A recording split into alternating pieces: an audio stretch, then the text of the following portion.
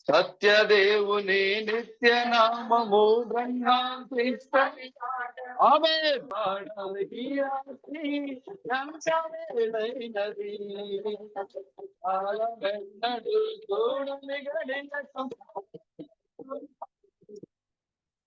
హల్లెలూయా, హల్లెలూయా, హల్లెలూయా, హల్లెలూయా.